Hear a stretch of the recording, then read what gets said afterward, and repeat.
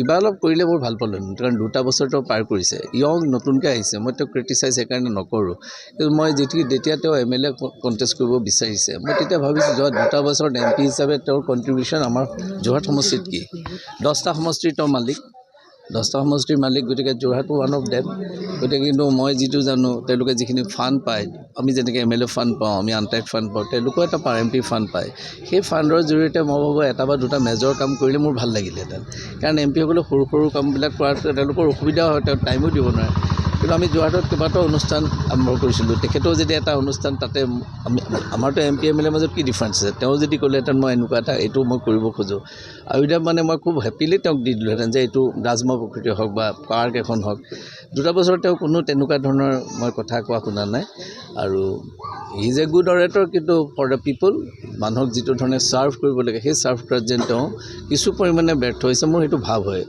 তেওঁ সেইখিনি অলপ চিন্তা কৰিব লাগে আৰু এইবাৰ এটা ইলেকশ্যনত উঠিছে সাধাৰণতে কি হয় মানুহৰ মাজতে এবাৰ সোমাব লাগে আজিকালি মই জানো মানুহৰ মাজত সোমাতকৈ মোবাইলটোৱে বহুত কথা কৰে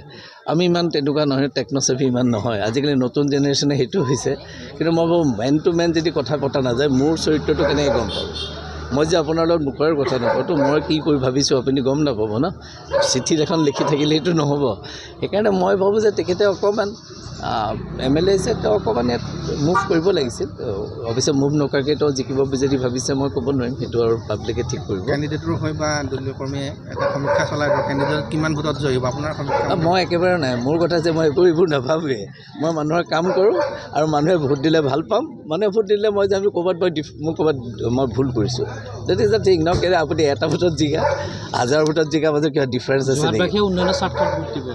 মই ভাবোঁ যে মই ভাবিছোঁ যে আমি যিখিনি মই যোৱাবাৰ মই কি কাৰণে গভৰ্ণমেণ্টত সোমোৱা নাই মানে যদি মই সোমাবলৈ ইচ্ছা কৰাহেঁতেন নিশ্চয় মই গভৰ্ণমেণ্টত সোমাব পাৰিলোঁ কাৰণ মই স্পীকাৰ আছিলোঁ তেনেকুৱা এটা কথা আছিলোঁ কিন্তু মই ভাবিছোঁ মই স্পীকাৰ হ'লোঁ যেতিয়া ইমিডিয়েট মই মন্ত্ৰী হোৱাটো উচিত নহয় মই দিছোঁ মোৰ পাৰ্চনেল ভিউ কাৰণ মই চবকে সমানে চাইছিলোঁ এতিয়া মন্ত্ৰী হ'লে দিগদাৰ হ'ব অকণমান পূৰ্বতে মন্ত্ৰী আছিলোঁ গতিকে স্পীকাৰ হ'লোঁ ঘপকৈ মন্ত্ৰী হ'বলৈ মোৰ একেবাৰে ইচ্ছা নাছিল খোলাকৈ কৈছোঁ মই হয়তো মোক দিলেওহেঁতেনো কিন্তু মই সেইটো ভবা নাছিলোঁ কাৰণ এজন স্পীকাৰ হৈ পটককৈ মন্ত্ৰী হৈ গ'লে আমাৰ হেৰিটো অলপ নাইকিয়া হৈ যায় আমি নিউট্ৰেল আছিলোঁ নাই তেতিয়া গ'লতো ওৱান ছাইডেই হ'ব লাগিব সেইকাৰণে মই খুব হেপ্পী মানে আমাৰ মাননীয় মুখ্যমন্ত্ৰী হিমন্ত বিশ্ব শৰ্মাই মোক ইয়াতে যোৰহাটত MLA কৰি ৰাখিলে মই খুব শিকিলে আৰু বহুত কাম আমি ডেভেলপমেণ্টৰ কাম কৰিলোঁ আৰু মই এইটোত মই অকলে কৰা নাই দেই মুখ্যমন্ত্ৰীক যেতিয়াই কিবা এটা ৰিকুৱেষ্ট কৰোঁ তেওঁ সেই পইচাখিনি আমালৈ পঠায় মে' মাহত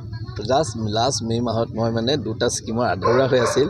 মই তেখেতক লগ পাইছিলোঁ তাৰপিছত তেখেতক মই পাৰ্চনেলি তেনেকৈ লগ পোৱা নাই এনেই পাওঁ কিন্তু মানে তেওঁৰ টাইমটো মই ৱেষ্ট নকৰোঁ 3-4 মাহৰ মূৰত মই এবাৰ তেখেতৰ লগত কথা পাতোঁ যোৰহাটৰ সম্বন্ধলৈ আৰু প্ৰত্যেকটো ক্ষেত্ৰতে তেখেত পজিটিভ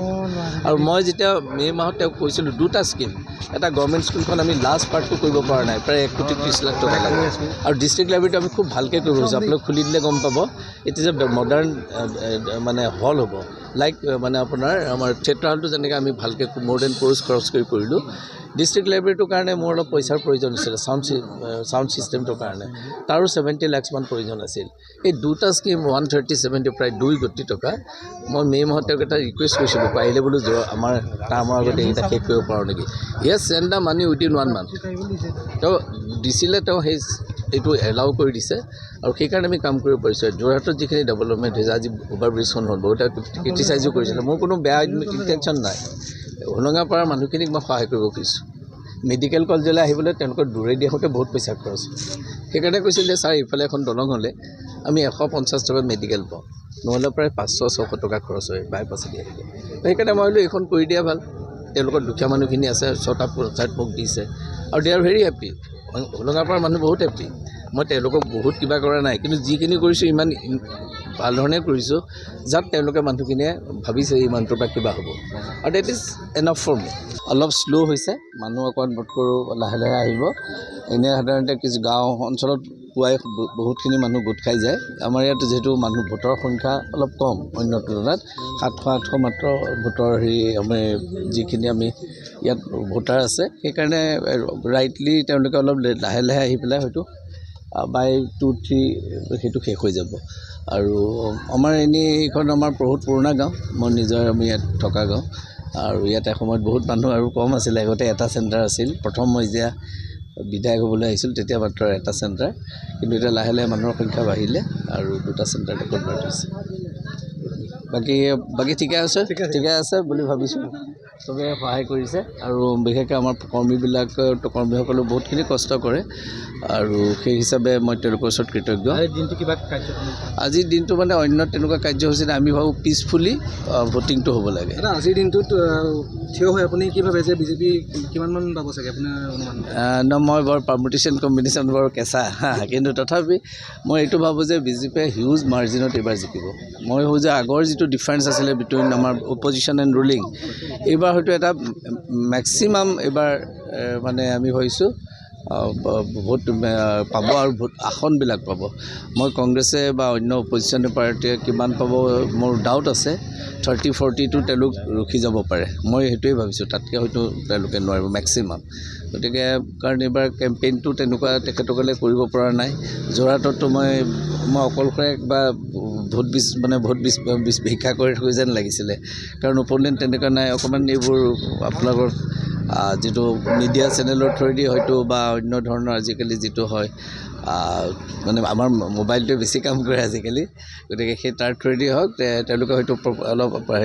তেওঁলোকৰ প্ৰচাৰ চলাইছে। কিন্তু যিটো সাধাৰণতে এটা প্ৰচাৰ হয়, আমি ক'ম তেওঁলোকে ক'ব, এটা যুঁজ লাগি থাকে ন, সেইটো এবাৰ বৰ ডাল হৈ গ'ল। এবাৰ মানে অপোনেণ্ট কোনো নাই আৰু আনফৰ্চুনেটলি বা ফৰ্চুনেটলি যিয়ে নহওক আমি 4জন ভোটকৰ্মাৰ কেণ্ডিডেট আৰু 4জন মই নাম দেখিলোঁ। কংগ্ৰেছৰ বাদে বাকীকেইজনৰ তেনেকুৱা ধৰণৰ কেম্পেইন বোধকৰোঁ যোৰহাটত হোৱা নাই। নাই, এইবাৰ মানে মই ভাবোঁ বৰ স্মুথ ৱে আমি আগবাঢ়ি যাম আৰু জিকিম। এইবাৰ গৌৰৱ গগৈৰ পৰা একো প্ৰত্যাহ্বান মানে কেনেকুৱা ধৰণৰ পালে আপুনি কি ভাবে? নহয়, প্ৰত্যাহ্বান নহয়, তেওঁ এজন MP আমাৰ, তেওঁ ইলেক্টেড মানুহ আছিলে, MP আছিলে। খালি মই তেওঁৰ মাইণ্ডটো বুজি নাপালোঁ, কাৰণ মই পলিটিক্সত বহুত দিনৰ পৰা আছোঁ। তেওঁ আৰম্ভ কৰিছে, দেউতাকৰ লগতো মোৰ ভাল সম্বন্ধ আছিল, যদিও তেওঁ কংগ্ৰেছ, মই BJP বা AGP আছিলোঁ এটা সময়ত। তেখেতক আমি অলপ দাদা বুলিয়ে মাতোঁ, ৰেচপেক্ট কৰোঁ আৰু তেওঁলোকৰ পৰিয়ালৰ লগত মোৰ পাৰ্চনেলি একো খেলি মেলি নাই। কিন্তু এজন MP, তেওঁ যিহেতু যোৰহাটৰ মানুহে তেওঁক দিলে MP কৰি, তেখেতক MP কৰিলে, তেওঁ MP হিচাপে এনেই performance in the parliament is different thing. এইটো মই কেতিয়াও তেওঁক মই নকওঁ সেইটো কথা।